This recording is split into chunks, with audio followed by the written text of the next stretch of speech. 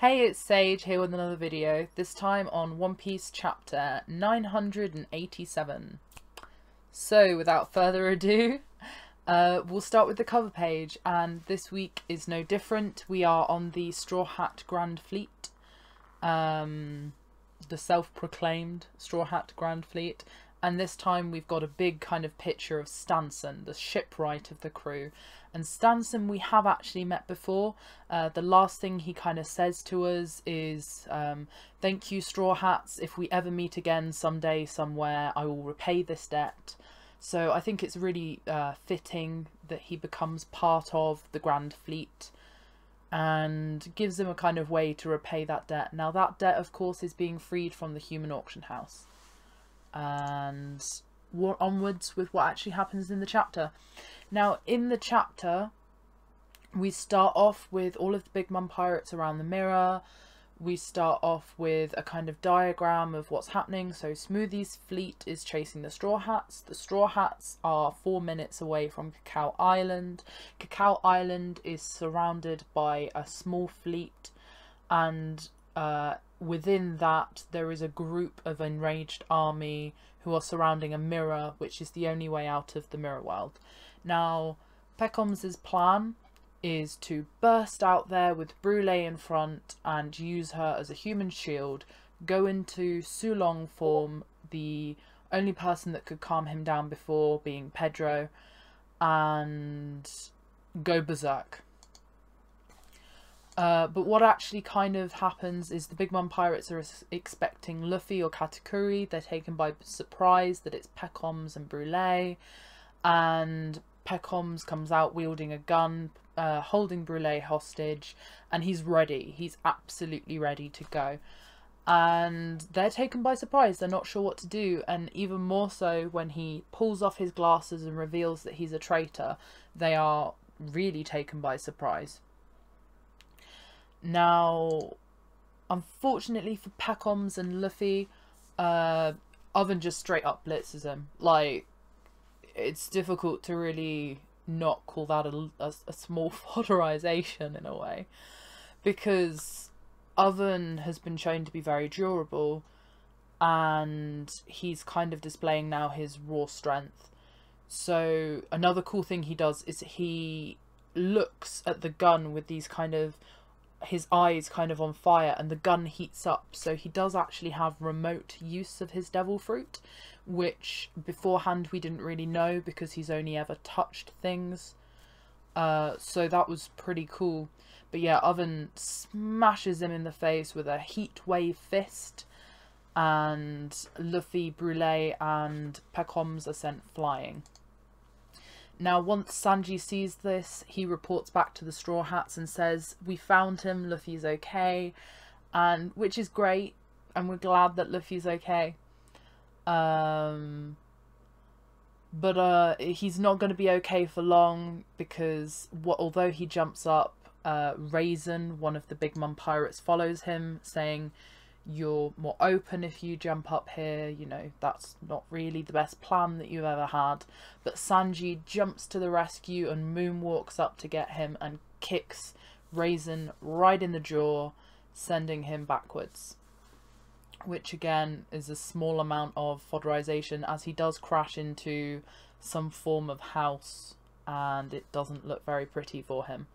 Now, Sanji, however, is very, very quickly himself taken down by Yuan, Charlotte Yuan, who has this really comic face. He's just like, but he's very serious, and his statement is, anyone can use something as simple as moonwalk. So clearly moonwalk or skywalk or whatever you want to call it isn't actually that big of a feat, which is interesting because Sanji was shown to really suggest that during his 2 years that he trained to do that specifically, and that was quite a feat for him to have been able to walk on the sky. And certainly as the reader viewed this as quite you know, this air coverage was quite a feat to us. So it'll be interesting to see if that means that we'll see a lot of the other commanders using things like this, or, you know, maybe even Rokoshiki techniques could come into play for other pirates. I'm not really sure. I certainly think that this means that we shouldn't consider some of these, let's call them lesser known Big Mum pirates. Like, they're not like Oven, where they've had a lot of screen time. I don't think screen time necessarily equals strength. I think Snack is a great example of that. Snack has hardly been shown, and yet we know that he must be somewhat strong because he had quite a altercation with a Rouge. And although a Rouge did win, a lot of people put that as a feat for a Rouge and not a fodderization for Snack. That might change after the next few chapters though. We'll get to that later. So as Yuan knocks them down with this kind of cool inflating staff, we see a massive explosion at the port. Now, what this is the Germa. Now, the Germa have finally showed up, and they have wiped the fleet, and they are ready to aid, I think is the best word at this point in time, the Straw Hats. And they've pretty much solved one of the biggest problems, which is how would we face this almost army of people who are out to get us? And the answer is the Germa, of course. Now, I did foresee that this would be a possibility, but I never liked to say when they were going to show up, because the thing about the Germa is we've been thinking they might show up for a while. So having them finally show up is like, yes, thank you. Thank you, One Piece gods, or Oda as he is known. But yeah, I mean, overall it's a very good chapter. I think my most hype moments is seeing all those Vinsmoke snail boats, is seeing Oven just conk out, just absolutely conk out Pecoms, and actually getting to see that Sulong form, if not for very long. Another thing I should probably mention about that Sulong form is his sunglasses definitely are a way of him not going into Sulong. Like, that's why he wears them more than his eyes. Like, I think the eyes are a very secondary thing because he had to take them off to transform, and that is a theory that a lot of people were suggesting for a while now, so we got there. Another thing to bring up from earlier, now Snack. There are some people that think in the last panel Yonji is stood over Snack. I personally think that it's probably a different character, like either Snack's brother or one of his not that far away siblings.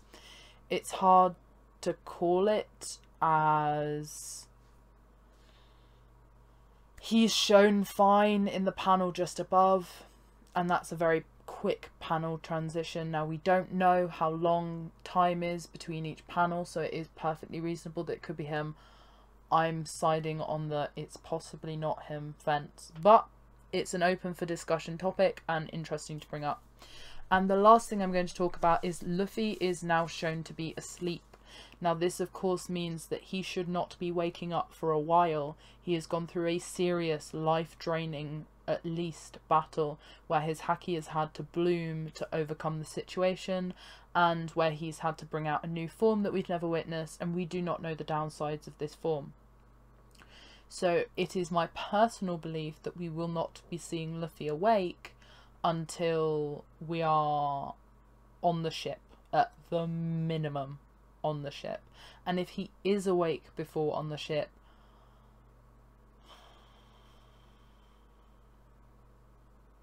because he was asleep for 3 days, wasn't it, Dressrosa, after all of that? You know what I mean? You know what I mean? So I really do feel like Luffy should be asleep for a while. And for me, the nice timing would be if the newspapers descend and the new bounties are